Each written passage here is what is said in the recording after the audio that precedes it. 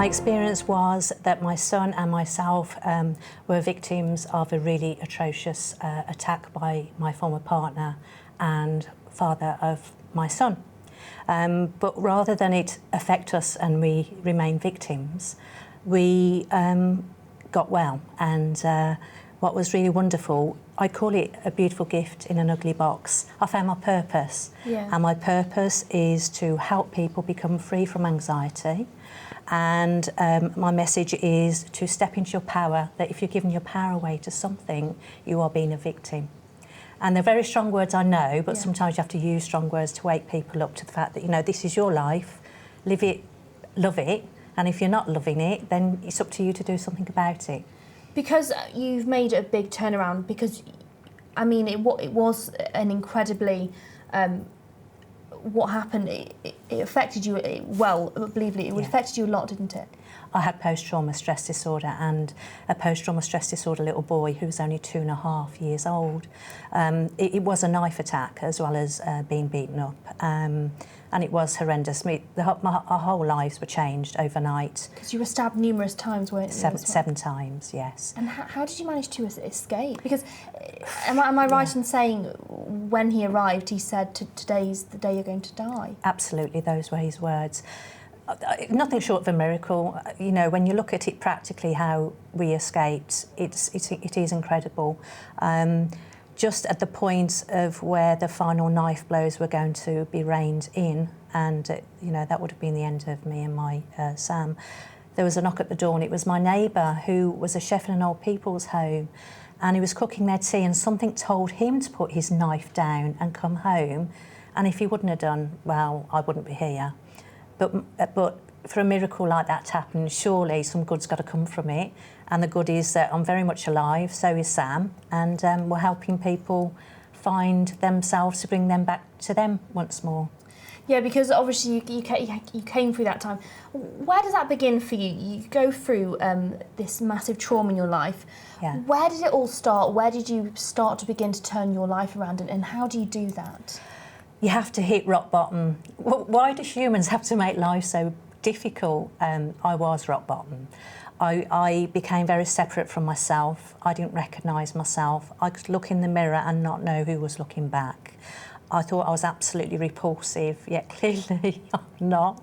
I felt that my children, I had 2 children, by the time that I really, you know, was in the dark place, and my husband, who wasn't the perpetrator, would be better off without me. And I was planning to end my own life. And I had a bit of a spiritual experience, which I talk about in Awarded by Angels.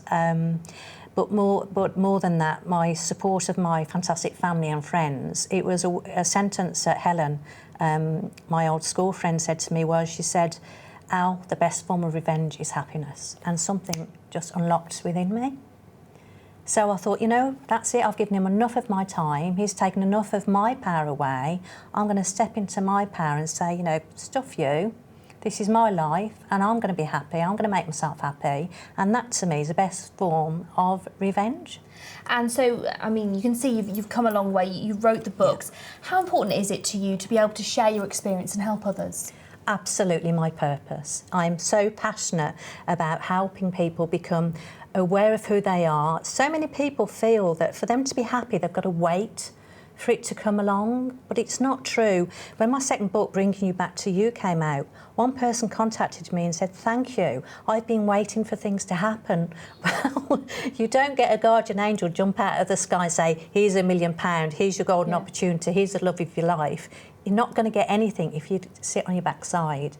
So for me personally, it was a case of daily action, little baby steps, such as getting out of bed was a good start when I was with PTSD, which certainly is no longer with me, and taking absolute ownership and responsibility for my life.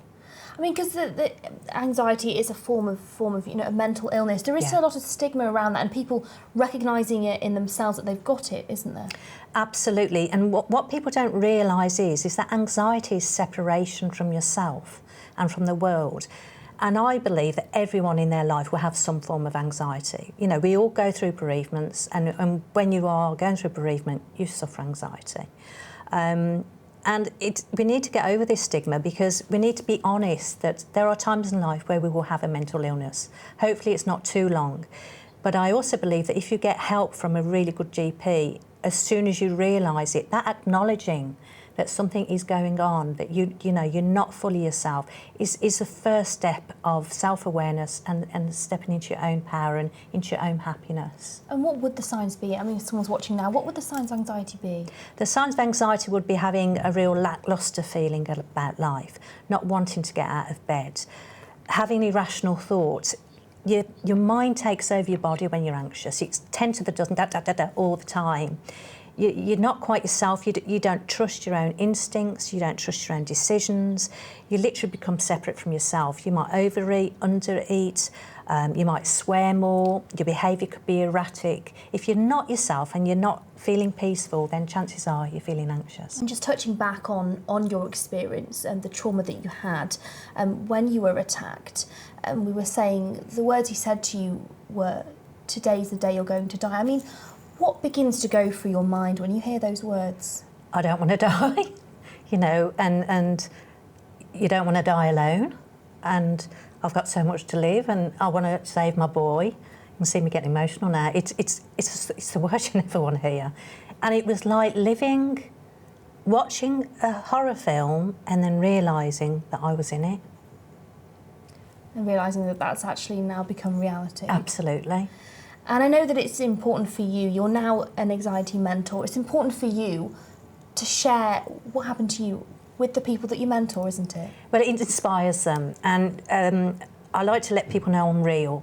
If I can go from being so petrified of leaving the house and constantly checking doors and windows and being totally off my head with post-trauma stress disorder, if I can go from that to going to Dubai by myself and speaking in front of loads of people, standing up on stage, speaking in front of 500 people, writing 3 books and confidently getting them published, then surely something is working. Yeah. I still get bad days because, you know, life, I'm not perfect and I'll never, ever make out I'm perfect, but life is challenging sometimes. But the tools that I discovered for myself simply work. And the main tool that I share is about being in the present moment to keep us centred and grounded, so that, you know, that's the simplicity of some of the tools. They're very, very simple. And so, what do you offer? Like, who can come to talk to you? Anyone can come and talk to me. I offer one-to-one mentoring sessions.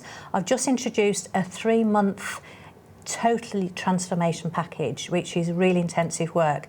It's not for the faint-hearted, it's for the people who say, look, I've had enough of this, I want to actually live my life and be happy, and who are willing to make that investment, time, effort. And obviously, you know, it's my business, so there is money involved too.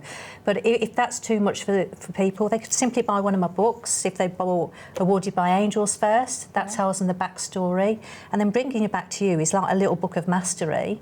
It's and that's the one. book. Which one did you write first? That one I wrote first, Awarded by Angels. I'll bring them up so people can see them. But that's the second edition with our true names in. Yes. Sam didn't like being called Junior. Is that your That's son? my older boy. So we did a bit tongue-in-cheek changing the name. So we put the names back, and there's an extra additional chapter at the end to update everyone, and also a blessing at the end. And then the Bringing You Back to You are the tools that I practice and that I continue to practice and that I naturally default to. Yeah. And then this one is my little book of... Friday feeling, isn't it? I mean, I think that's pretty important for everyone, a bit of Friday feeling. But how would it be, Lois, if everyone had the Friday feeling every day of the week? That would be the ultimate, wouldn't it? It's possible. And these people that come to help you and others, how important is it for them to seek help? Absolutely imperative. They must do it. They need to be honest with themselves, and please don't be embarrassed, because that is the stigma. You know, you've got to get over that embarrassment yourself. Mental illness is rife and people need help now. But if you go to doctors in first port of call, there's lots of help on the NHS. The NHS is amazing. I mean, why do you think people don't talk about things like anxiety? Because we like to be perfect. We have to be made up. We have to put on this exterior that all is well in our world. You don't have to look at Facebook. You know, everyone's really happy all the time. That isn't true. Yeah. But, you know, if you learnt tools that you could integrate into your everyday life, and then when you do have a trauma hit you, my husband was really poorly before Christmas, and thank God for these tools, because it was such a challenging time, but they served me so well. So that's why, you know, I'm so passionate about what I do. And obviously your latest thing was the second edition of this. What have you got planned next? I know you've got the foundation that has been, you know, a dream of yours for a while. It's been a vision of mine for over 20 years, setting up a foundation which is going to be called the Butterfly Foundation UK. We're just hoping to get funding for it. We're asking for funding for it as we speak. And what that will do is going to provide beautiful, safe retreats and homes for a small period of time, up to 2 years. But the beauty of it is that they will gain access to experts and mentors like myself to give them confidence so that they can become whole again, and they can then pass it forward in the community. So obviously they'll be able to live in these. They will at reduced rents. Yes. And have access to mentors like yourself. Absolutely. I've got a fabulous. I've got so many experts in the field, and they'll also have some beautiful pampering sessions as well. So, and they will live in. They'll be beautiful homes. They won't be homes that have just been put together really cheaply, because people need to feel good in their surroundings and their environment. I was offered a pigeon-infested flat after the awakening, and there's no way I could have lived in that. But they told me to lower my standards, and I said, "This angel does not lower standards for anybody." And have you got any more books on the horizon? I am going to write a book about anxiety, specifically with anxiety. I believe there's quite a few more books in me that will come out at some point. Yeah. And just a final point now. What would you say to someone who maybe they're watching now and they're thinking, you know, I think I am suffering from anxiety? I would say it's okay. It's okay to admit it. You're safe, and you're being really brave to admit it. That point where you're admitting it is a point that you reach out for help. Do not ignore it. Please go to your doctor or go to someone who you can trust, speak to a good friend, but do not suffer in silence. As soon as you make that decision, I promise you, it will get better.